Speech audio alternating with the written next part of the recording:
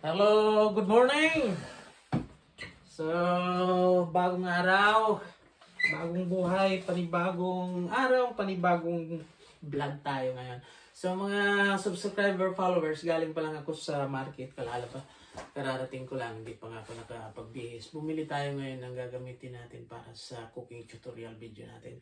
So, by the way, gagawa pala tayo ng cassava cake na hindi natin iluluto sa oven.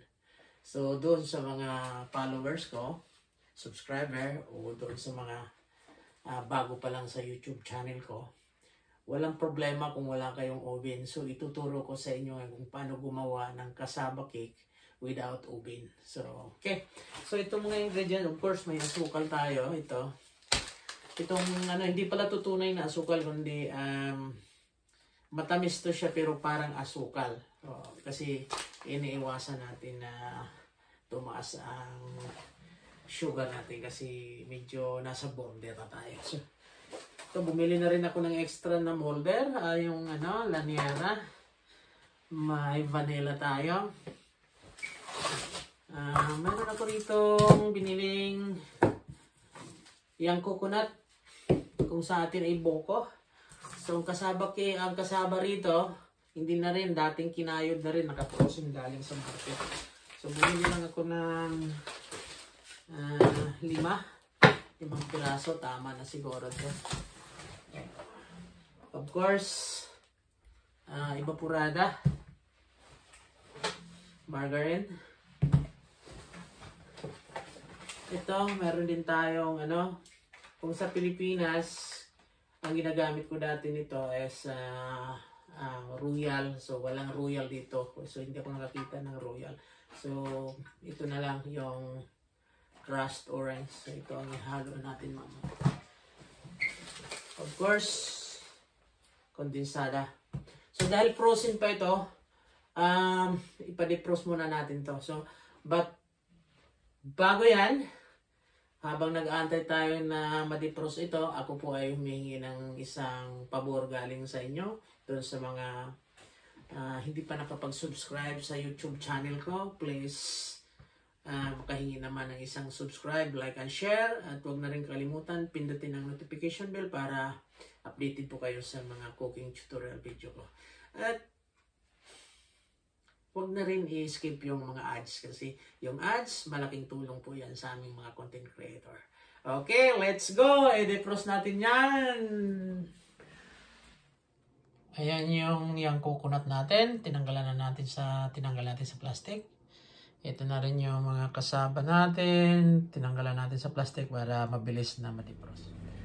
So mga guys, dahil defrost na yung kasaba natin, so ituloy na natin yung pagluluto natin. So by the way, bago ako nagantay ang kanina na ma-defrost, gumawa na tayo ng itong ganito. So makikita nyo mamaya, dudugtong ko yan kung paano gumawa ng caramelized na sugar natin. So, okay?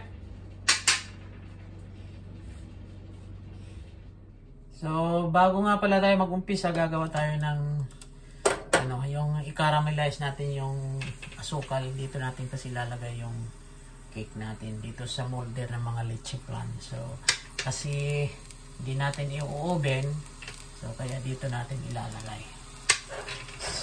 So by the way, the sugar, ang asukal pala nito is 1 tablespoon. Tsaka linagyan ko ng kaunting tubig. Yeah. Look at that.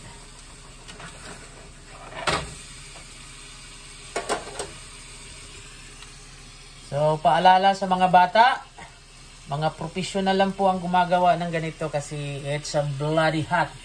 Napakainit po niyan.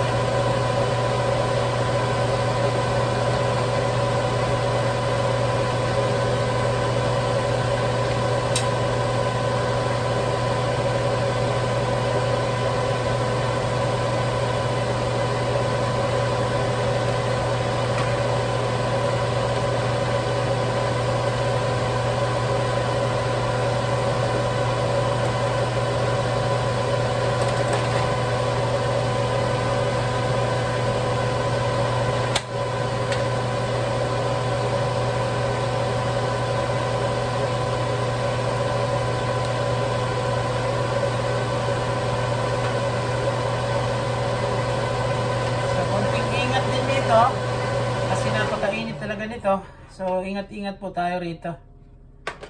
Lalo na dun sa mga baguhan. Yan, napakainit po nito. Malalapnos ang balat nyo rito. So, alam nyo kung bakit ginagawa ko to para magiging maiba naman yung sistema ng paggawa ng cassava cake. Kasi usually, cassava cake, nakikita nyo laging ino-oven lang talaga. So, ito ngayon, ibang sistema itong gagawin natin. Okay? Saka nagpakulo na rin tayo ng tubig na gagamitin natin para sa steamer natin. So, ito guys, ang cassava natin ay 6 cups ito siya. So, ang standard ng recipe ng cassava cake talaga.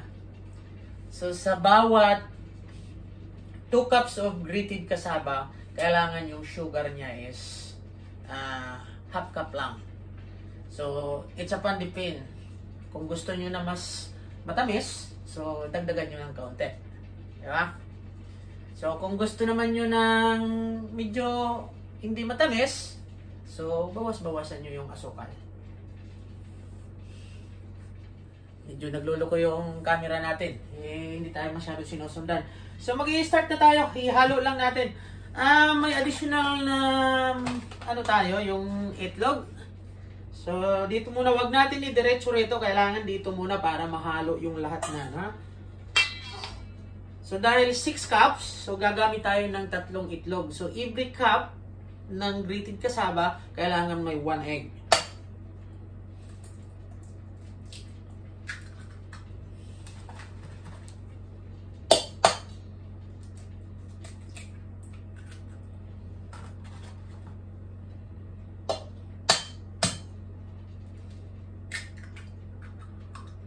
Okay. And then sugar. So 6 cup. So dapat 1.5 cup na sugar. Pero actually hindi talaga to sugar. Artificial to na para mabawas-bawasan naman yung natin sa katawan. So 1.5 lang. Kasi medyo mataas na yung sugar natin. Okay? So same thing sa kondensada. Ang kondensada, every 2 cups of cassava, kailangan mayroon din siyang half cup ng kondensada. So, 2 cups of grated cassava, so half cup of condensed milk. So, dahil 6 cups, so kailangan may 1.5 cup tayo ng kondensada. So, into grams, converted into grams, ang 1 cup ng kondensada ay 310. So, itong isang lata is 380. So, it's mean gagamit tayo kasi 1.5. So, dapat 110 plus 3. So, 180. So, pwede na ito. So, ipaghalo na natin. Isang lata lang. Yan.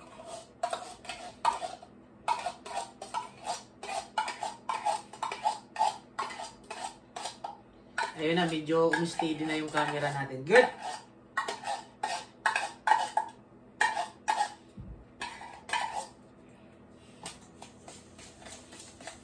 So, ganun din sa evaporada. So, isang lata, okay na to siya. Yan.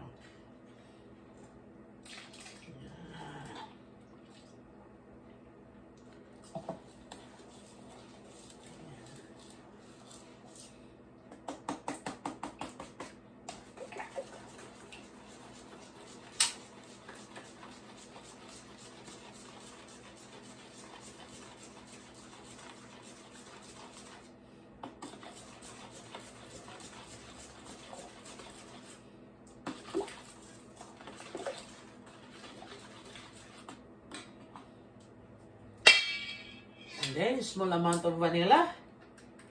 So, konti-konti lang. Yan.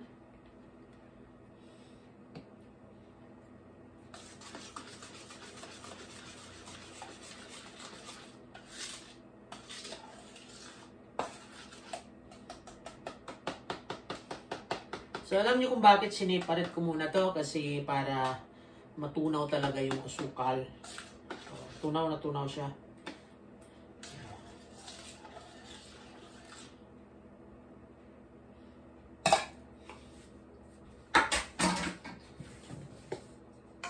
Yun lang, halo natin.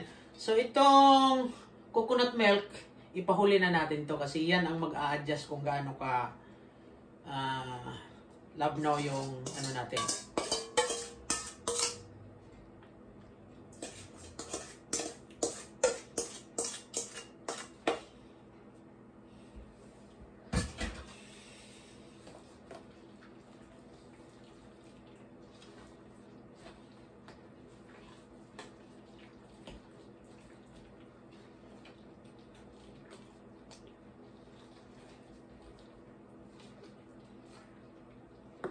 Mayroon din ako rito yung yung grated yung coconut natin, ihalo na natin dito. Yan.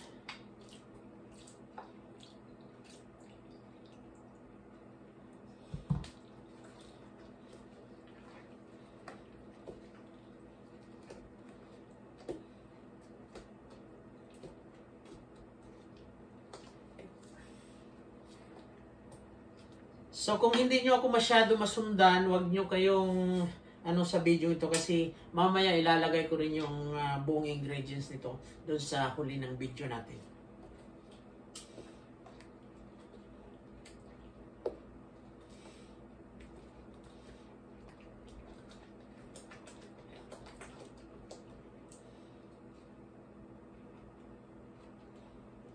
Ayan, may frozen pa So, yan.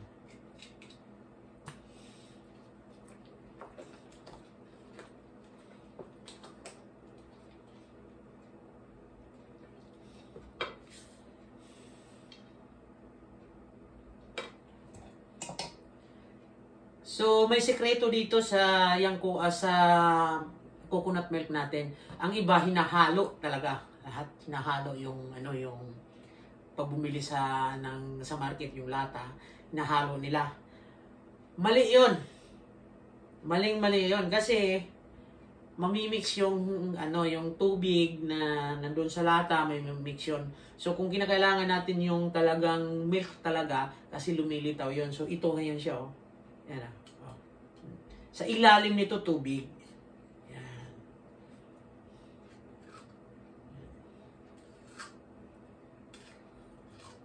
Yan. Wag natin hanguin. Yan. You see? Yan. Nakikita nyo yan. Ayan may tubig Yan Yan, tubig yan Yan tubig. So,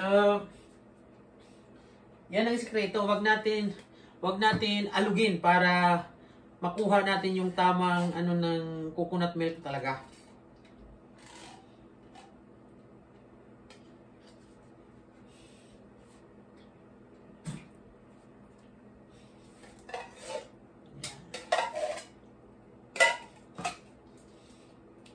Diba? So ngayon nakakuha kayo ng isang idea.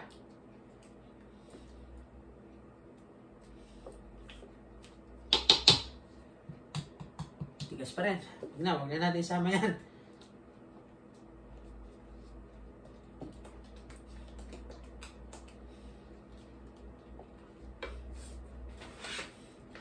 At saka lagyan din natin ng mozzarella cheese.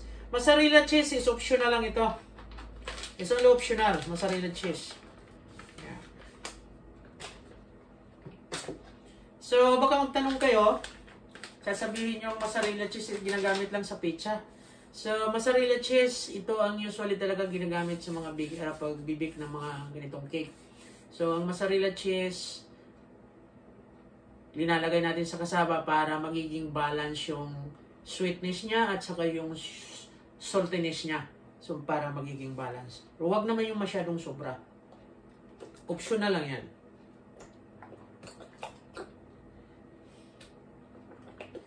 And then, one more.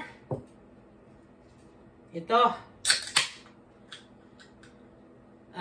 Royal Fruit Orange, optional. So, pwede rin hindi kayo gumamit ito, pero ako gumagamit kasi itong Royal True Orange pang dagdag, ito pang palambot. May isa pa tayo mamaya, hindi pa natin, yung margarine natin. Nandun sa loob pa. Huwag niyong kalilimutan, margarine, napaka-importante.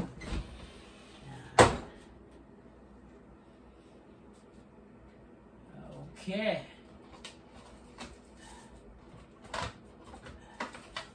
Yan ito, margarine natin. Kaunting-kaunti lang, mga 3 tablespoon, okay na siya.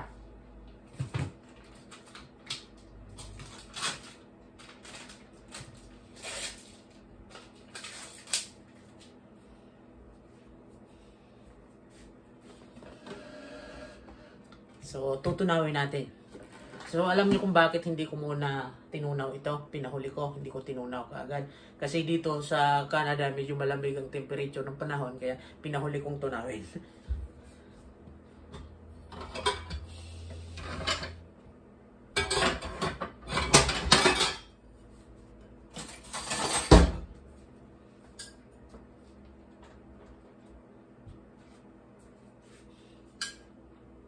Para diretso na. Pag natunaw, diretso rito. So, mga 3 tablespoon lang.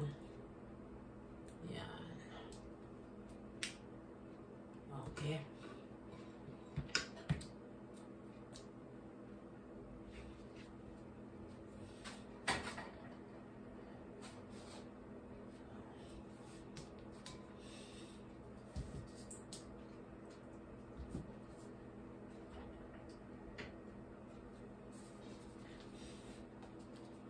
Ooh, chalap-chalap!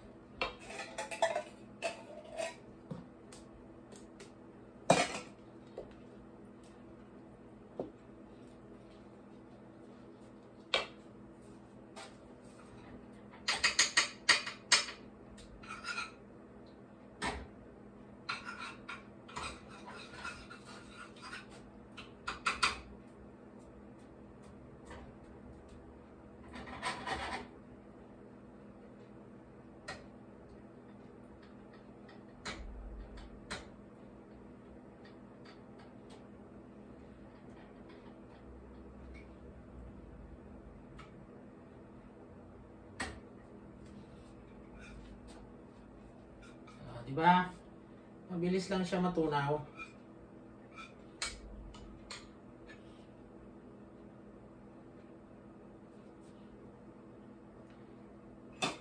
And then, ang pagbuhos nito, huwag yung biglaan kasi pag binigla mo, titigas to siya. So, dahan-dahan lang.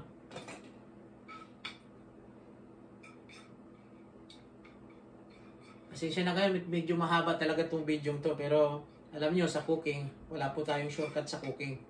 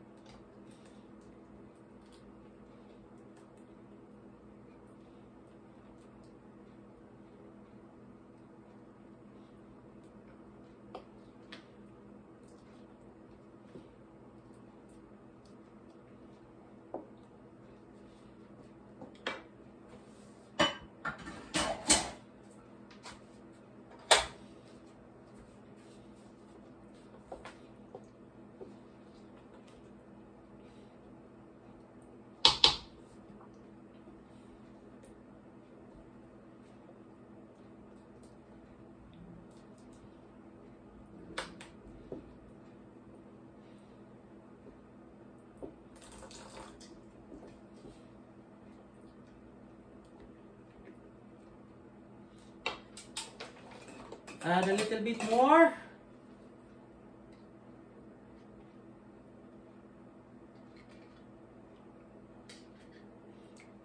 Coconut milk.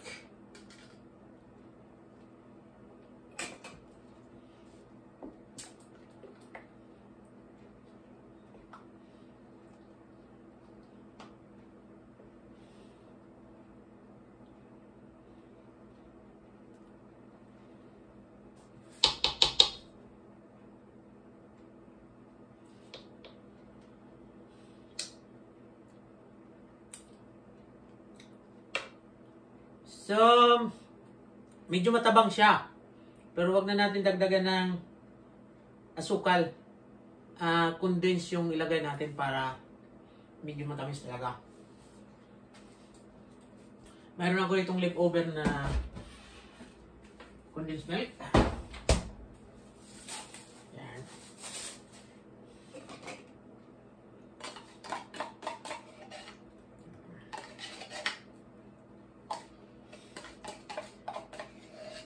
Kasi, ang standard, yun ang sinabi ko kanina. Kaya lang, depende sa ano yun. Depende sa amount ng kung how ang kasaba natin, kung medyo watery siya o medyo dry. So, magkaka-diferensya ng kaunti dyan. Pero standard talaga yun.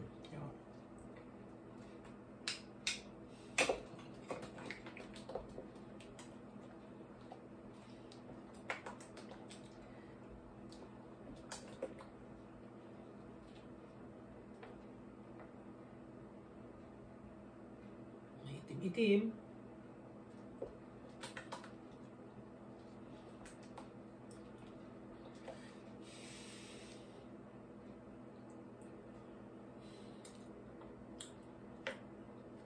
Ayos na. Very good. So, ilalagay na natin dito. Okay, guys.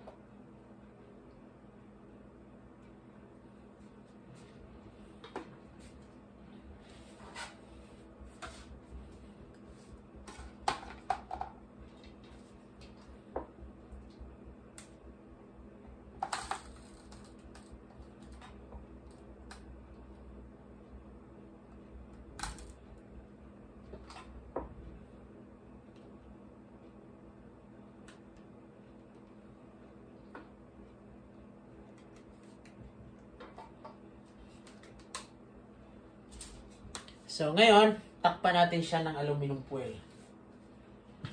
Okay. So, i-on ulit natin itong steamer natin. Yan.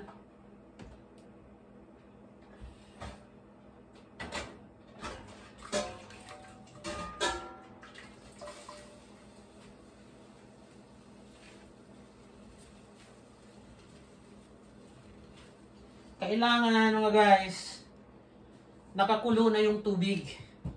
So, para yung kasaba natin hindi siya bumaba ng husto. Parehas lang din yan sa paggawa ng leche flan. Kailangan nakakulo na yung tubig.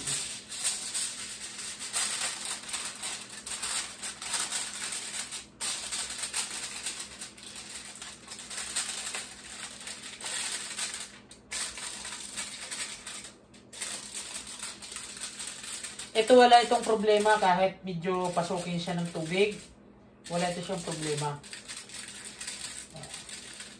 Hindi gaya ng leche flan na masilan masyado pag nalagyan siya ng tubig. So, delikado.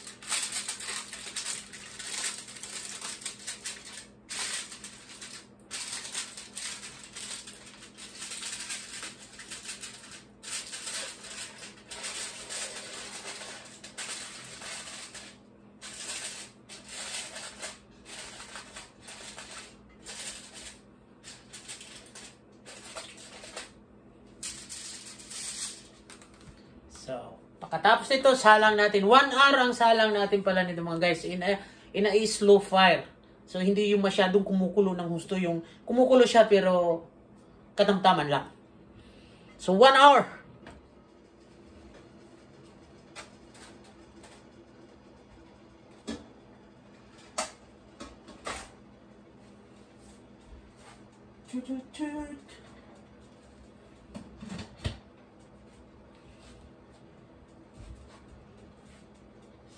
So, 5 minutes before 11 o'clock. So, 1 hour. So, after 1 hour, check na natin yung sinalang natin. Yan.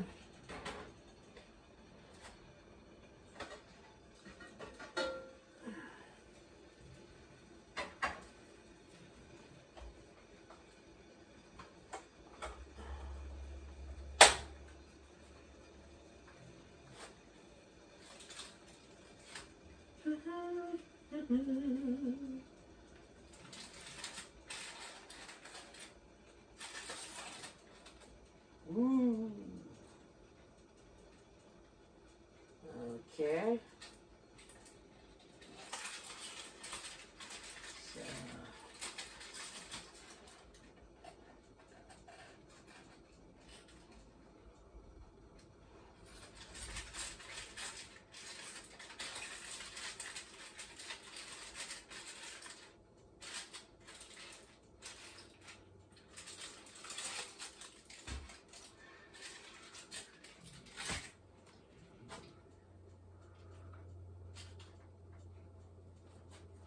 Medyo kulang pa ng kaunti. Dagdagan pa natin ng kaunti. Hello! Ito na. Subukan na natin kung ano ang resulta ng kasaba cake natin na in-steam. So ito, gamitan natin ng toothpick. Tak-tak natin kung ano ang resulta.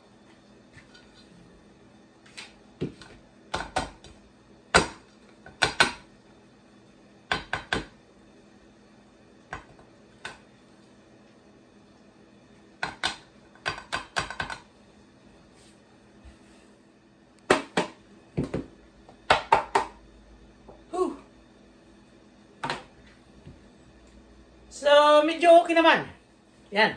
Yan ang resulta. Parang leche flan.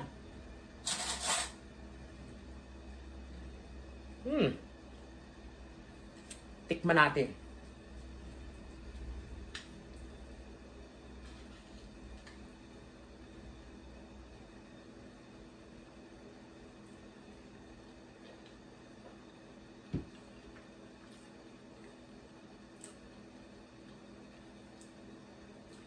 So, perfect ang lasa.